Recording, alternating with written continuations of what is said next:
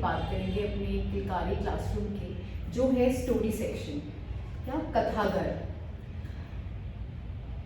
एक मुझे कथाघर story section देखते ही एक कोट याद आता है, बहुत फेमस ऑथर हैं डॉक्टर सूस। वो कहते हैं, the more you read the more places you go. मुझे ये कोट बिल्कुल एप्ट लगता है। अब हम बात करें कि स्टोरी सेक्शन एक क्लासरूम में क्यों ज़रूरी है, क्यों चाहिए हमें। बच्चा बचपन से जब से पैदा होता है वो कहानियों के साथ बड़ा होता है। उसे नानी दादी से कहानियाँ सुनने को मिलती हैं, मम्मी पापा से, भाई बहनों से। जब तक उसका कुछ डेवलपमेंट, वॉइस, साउंड कुछ नहीं हुआ होता, वो कहानियाँ सुन रहा होता है। और कहानियाँ उसके जीवन का एक बहुत ही महत्वपूर्ण हिस्सा रहती हैं उसके बड़े होने तक। And storytelling is such an integral part which helps the brain development, the overall brain development of a child. उसकी imagination को, creativity को बहुत enhance करता है। वो ऐसी चीज़ों को सोच पाता है, उसको कुछ नया आइडिया जब भी इंट्रोड्यूस करना हो, सबसे इम्पोर्टेंट और सबसे प्यारा तरीका है स्टोरीज के माध्यम से।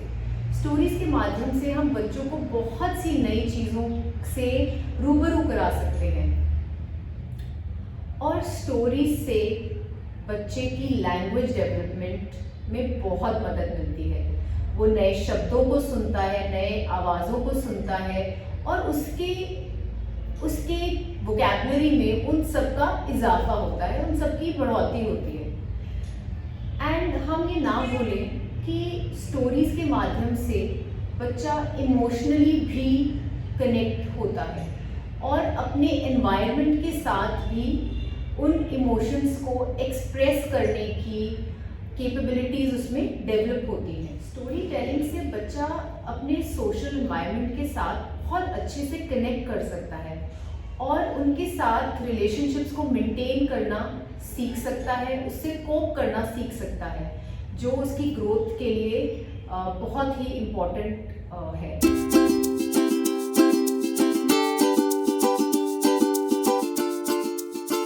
तो अब हम बात करेंगे elements of the story corner. सबसे पहला और सबसे इम्पोर्टेंट एलिमेंट एक स्टोरी कॉर्नर का है उसकी थीम।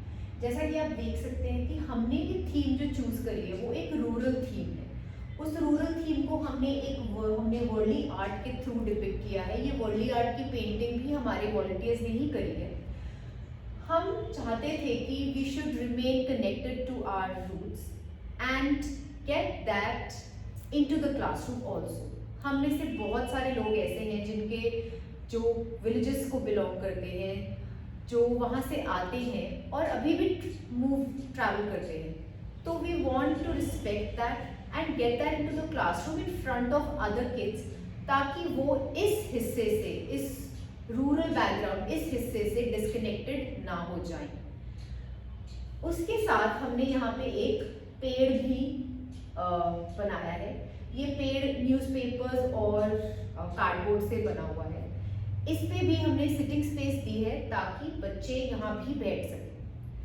टीचर के बैठने के लिए यहाँ पे हमने एक स्टूल दिया है। टीचर यहाँ पे स्टूल पे बैठ सकती हैं और उसके आगे यहाँ पे सारे बच्चे नीचे फ्लोर पे बैठ के कहानी सुन सकते हैं। अब आप सोच रहे होंगे कि हमारे पास इतनी जगह नहीं है, हम उतना एक्सटेंसिव थीम नहीं बना सकते।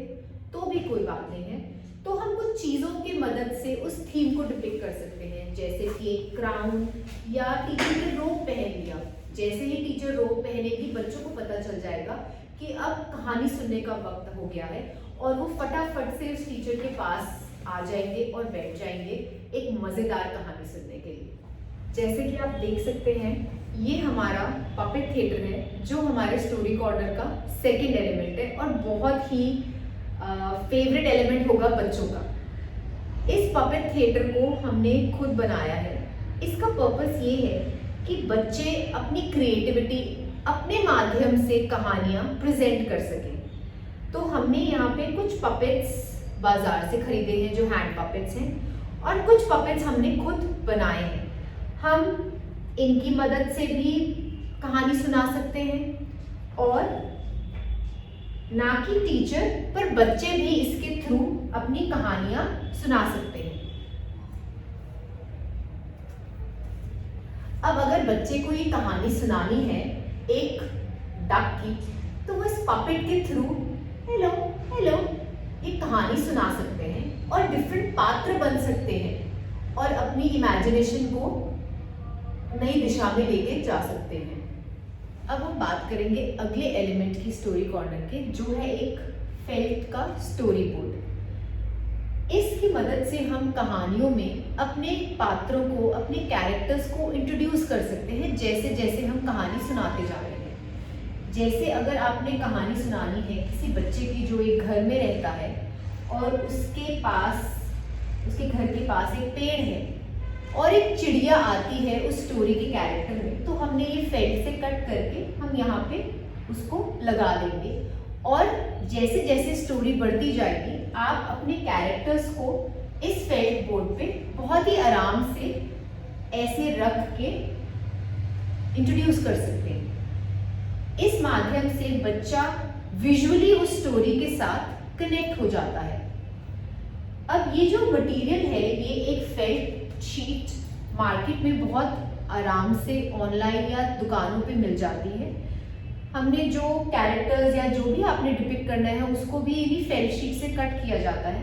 ये एक के ऊपर एक रख के बहुत आराम से वो स्टिक कर जाता है, ना हमें ग्लू चाहिए ना कोई और चीज़ चाहिए। जैसे जैसे आप थीम चेंज करेंगे, स्टोरी चेंज करेंगे, आप अपने कटआउट्स को उतार के रख सकते हैं और नए थीम के हिसाब से लगा सकते हैं। टीचर इस फेल्ट बोर्ड को किसी थीम के अराउंड भी यूज कर सकते हैं, जैसे कि जब उन्हें फलों के बारे में बच्चों को बताना है तो फेल्ट से कुछ फलों के कटआउट्स करके वो यहाँ पे लगाते जा सकते हैं और उनके बारे में बात कर सकते हैं। ऐसे ही सब्जियां और जानवरों के बारे में भी।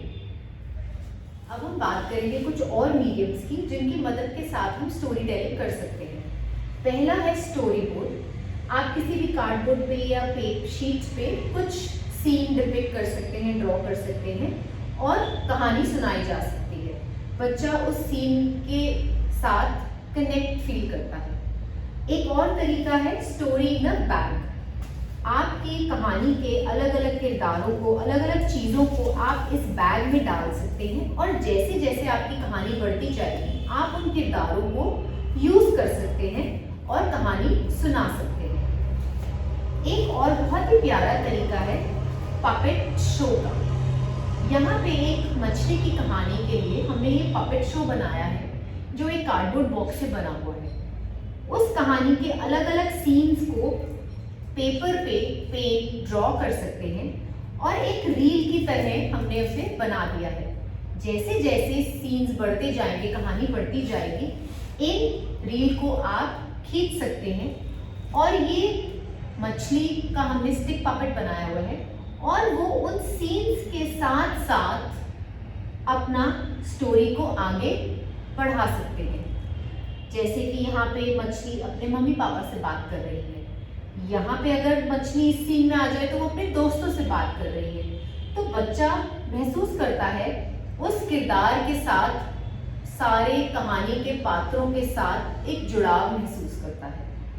कुछ और तरीके हैं जैसे कि कैरेक्टर मास्क। अब कोई जानवरों की कहानी अगर टीचर सुना रही है तो अलग अलग जानवरों के कैरेक्टर मास्क बना के बच्चे पहन सकते हैं, टीचर पहन सकती है और उस कहानी को कर सकते हैं। और रोल प्ले, बच्चों को रोल प्ले करना बहुत अच्छा लगता है। चलो आज मैं टीचर खेलते हैं, मैं टीचर बनूंगी, कोई और बच्चा डॉक्टर बनना चाहेगा। तो ये सब बहुत ही मजेदार तरीके हैं जिनकी मदद के द्वारा हम कहानियों को प्रस्तुत। अब हम स्टोरी कॉर्नर के अगले हिस्से में आते हैं जो है हमारी एक छोटी सी प्यारी सी मिनी लाइब्रेरी, जिसमें हमने कोशिश करी है कि बहुत अलग अलग तरीकों की हम किताबें रख सकें और ख़ास ख्याल रखा है कि 3 साल से 5 साल के बच्चों के लिए वो किताबें एकदम ऐप्ट हों। हमने ये भी कोशिश करी है कि हमारी किताबें हार्ड कवर वाली हों, गत्ते की हों, ताकि बच्चा उनको फाड़ ना सके। तो ये मोटे गत्ते वाली हैं किताबें।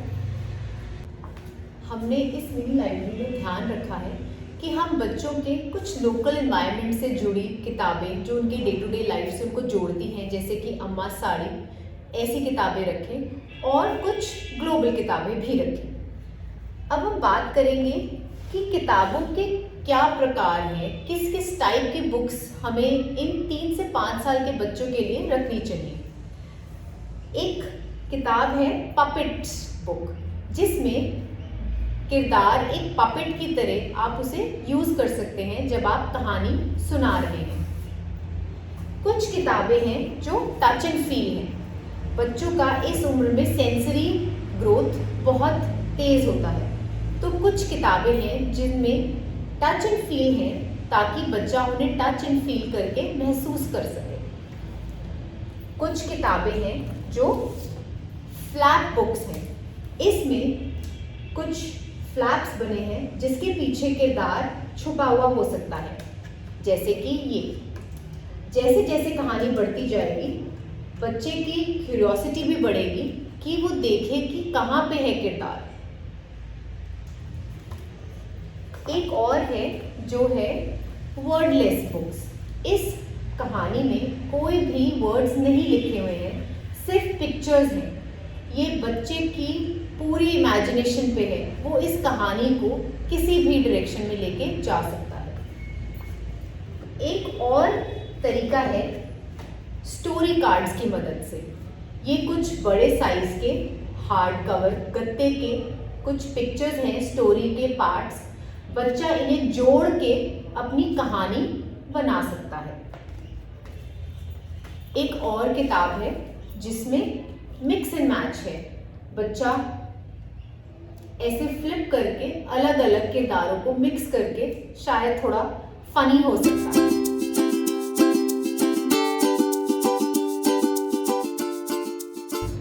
अब हम बात करेंगे हमारे स्टोरी कॉर्नर के 3 इंपॉर्टेंट प्रिंसिपल्स की, जिनके ऊपर वो बना हुआ है। पहला मूवेबल, दूसरा है सस्टेनेबल और तीसरा है अफोर्डेबल।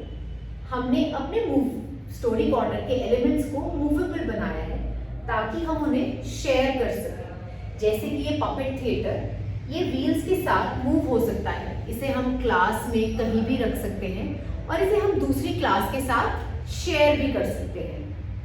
अरे, मेरा बुकशेल्फ कहाँ गया? ओह, मैंने तो वो दूसरी क्लास को पढ़ने के लिए शेयर किया था। चलो मैं अपना बुकशेल्फ जरा ले आऊं वापस।